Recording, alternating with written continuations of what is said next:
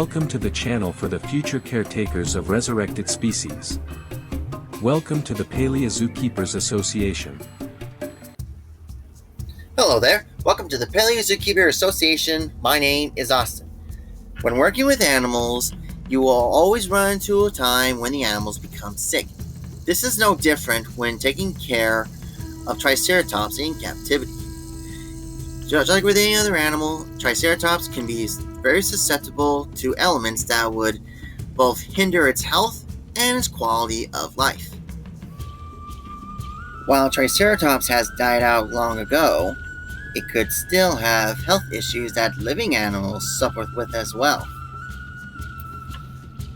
A disclaimer, these elements that will be listed are both only a fraction of what Triceratops could be susceptible to and are speculative when looking at various modern-day species, so take all this with a grain of salt. One such health concern that one would need to watch out for is colic. Colic is, by definition in veterinary medicine, a term used to describe a symptom of abdominal belly pain, often caused by a gastrointestinal error. Many animals would suffer from colic, especially modern monogastric animals, such as horses and elephants. Colic would vary from being very mild to being serious, but both can be fatal if not tended to. There are several types of colic known, or situations that cause colic to occur. Sand colic is basically when an animal has ingested a lot of sand or dirt from their feed. Best way to avoid this is to basically make sure the feed is in an elevated feeder and make sure it doesn't get fed on the ground, at least not on bare dirt. Another cause for colic could be giving an animal too much dewormer or not following the instructions properly. This is because that when you give an animal too much dewormer or do it improperly, it can work overdrive and kill all the parasites in the intestines, and too many dead parasites will clog up the intestines, pretty much blocking it. So this will definitely be something to avoid. The best way to avoid it is to follow the instructions and do it properly. Colic via impaction is when vegetable or fecal material gets impacted into the intestine and plugs the tract. This often occurs when the animal has been eating but has not been drinking enough and is dehydrated. One form of colic, and perhaps the most serious form of colic, is basically when a twisted gut. Basically, like this hose I show you here, the intestine has twisted up by what means no one really knows. Not even the best veterinarians know. The gut gets twisted up, pretty much kinks it, and it will kill the animal if not taken care of. This form of colic could, on occasion, probably be able to correct itself, but for the most part, it is a serious condition that needs surgery. Surgery is invasive, but when it comes to life or death in this situation, it's a must. The most common type of colic that occurs is gas colic. This is often caused by the overconsumption of a very rich feedstuff, such as alfalfa or grain, which causes the gut bacteria to overproduce gas that builds up in the intestines and causes the intestine to spasm and squeeze down and around the gas. Whether it's caused by rich food or a twisted gut, colic is often a painful experience for the animal. But since Triceratops is a wild prey species, it would most likely do its best to hide the pain as much as it can. This is a behavioral adaptation to make it look healthy in front of predators so that predators don't think of going after them. And when they do show the pain, it is often when it's immense and unbearable. This could be a good reason why it would be advisable to put security cameras in and around the enclosures so you can observe the animal to the point that it doesn't feel like it's being observed. Symptoms of colic would include not eating when food is present, a lack of fecal piles are in the enclosure, kicking in its abdominal area, walking around in a circle, lying down along with rolling and stretching its bodies with its front legs forward and hind legs back. On closer examination, another sign of colic, using a stethoscope, is the lack of noise of gut movement. To treat colic, there are 3 separate ways. Well, the first thing you should do when you notice an animal's colicking or suspect an animal's colicking is to basically get them to move around, never giving them a chance to stop or roll around. This is so to help get the guts moving, so probably could be able to refix itself, reset itself. And if they're defecating while they are doing this, that is a really good sign. And along with that, you should also make certain that they stay hydrated, whether it's giving them water or make sure they have IV fluids. This is perhaps the least invasive way, or the most non-invasive way, to be able to treat an animal for colic. Another type of treatment is tubing. Basically, after anesthetizing the animal enough so that the treatment could be done safely, but not to the point that the animal drops down, hook a tube down the animal's esophagus or up the animal's rectum to manually pump medication, usually warm water mixed with mineral oil and Endozorb, into the stomach or intestine, and the tubing could in fact help relieve some of the gas for gas colic. The type of medications appropriate for Triceratops colic would need some research. While this is an invasive form of treatment, this should be used only for more stubborn colics. For more serious colics, such as twisted gut, surgery would need to be done. Research on surgical procedures on large herbivorous dinosaurs would need to be researched on, with either future discoveries of ceratopsian mummy fossils or, unfortunately, necropsies on resurrected deceased animals. Like the last treatment, surgery is invasive and should only be used for more extreme colics. Along with constipation from fecal matter, constipation from urates, a molar suspension of uric acid salts and water, can be a problem for Triceratops as well. This is mostly because, just like with birds and reptiles, like this tortoise here, a Triceratops will have a cloaca as well.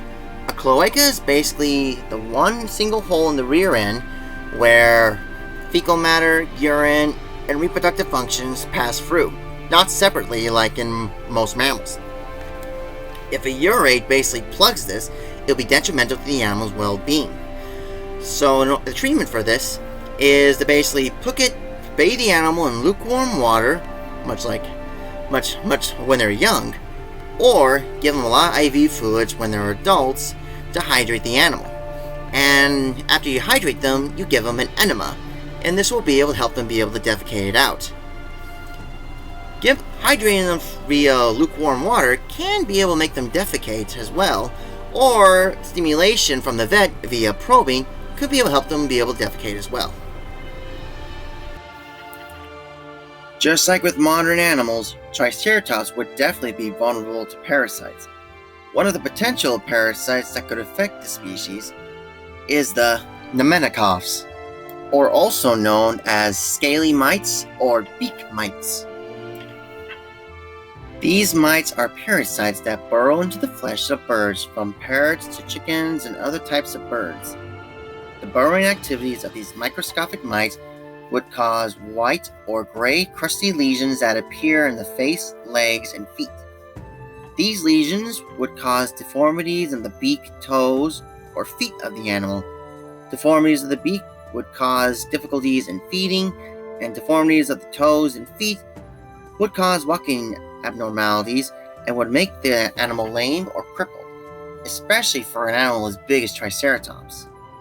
The mite's burrowing would also cause intense itching, causing stress for the Triceratops. From both the deformations and constant scratching via intense itching can lead to infections.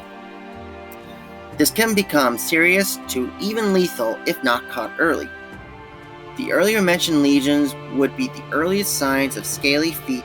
Scraping skin samples of the lesions and looking for mites and their eggs under a microscope is effective in diagnosing. Triceratops could be able to receive these mites from close contact with an infected bird and could be able to possess these for a long period of time without showing any signs until a form of extreme stress weakens the animal's immune system. Treatment for this is with an antiparasitic medication such as ivermectin used as the main treatment, and antibiotics for the infections as a secondary treatment. Research on proper medications for Triceratops will need to be done. Scaly foot, for in the case of dinosaurs, could be considered as dinosaur mange. Here's a bit of a disclaimer.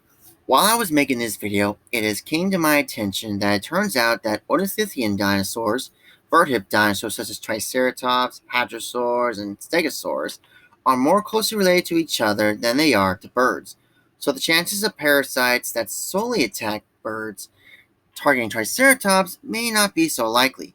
However, if their scales are similar to that of birds, it could be possible that scaly mites might infect Triceratops. But until there's more evidence on it, this is pure speculation. But it is pretty likely that these mites would infect theropods, such as Tyrannosaurus and Velociraptor. Bacteria would also be a common thing for Triceratops to contend with. One such bacteria that is commonly found in birds and reptiles is Salmonella. Salmonella is a bacteria that is normally found in animals' intestines and can be able to infect other living creatures via contact with fecal matter. While Salmonella is mostly found in carnivorous reptiles and birds, it is possible for herbivorous ones such as Triceratops to carry it as well. While reptiles generally don't get sick from Salmonella, birds can get sick fatally from Salmonella when they are stressed. With this in mind, it could be possible that Triceratops can be susceptible to Salmonellosis, an infection caused by Salmonella with symptoms such as diarrhea and lethargy. Treatment for it would mostly include antibiotics and fluids. However, whether Triceratops would get sick from it or not is debatable at this point. So, it's possible that it could have Salmonella without being sick or showing any signs. If an animal doesn't get all the proper nutrition with vitamins and minerals, its health, quality of life, and even appearance would be compromised, and the Triceratops is no exception. One mineral that would be the utmost importance to the Triceratops is calcium. Calcium is a mineral that is essential for bone growth and egg development, amongst other biological functions. A diet of low to no calcium would have many dire consequences, such as brittle bones and abnormal growth. With Triceratops, I would say that one issue that Triceratops would have if it doesn't have enough calcium in its diet is a deformed frill would develop as the animal grows. A similar comparison to this would be that tortoises and turtles would develop shell deformities when they grow up on a diet lacking calcium. While research is needed for a proper ratio, it would be safe to assume that the calcium-phosphorus ratio, phosphorus is another mineral essential for bone development, would be a 2-to-1 ratio. Dietary sources for calcium that could be included in the Triceratops diet could range from crushed oyster shells to alfalfa hay, though this would need to be given carefully to prevent colic. This ratio could become different at certain times of the year, such as the breeding season, when laying eggs. While this is important, it would mean absolutely nothing without vitamin D. This vitamin is vital for the calcium absorption in an animal because if it was absent, the calcium would not be absorbed and would go just straight through the animal. While speculative, these health concerns are definitely essential when trying to take care of Triceratops in captivity.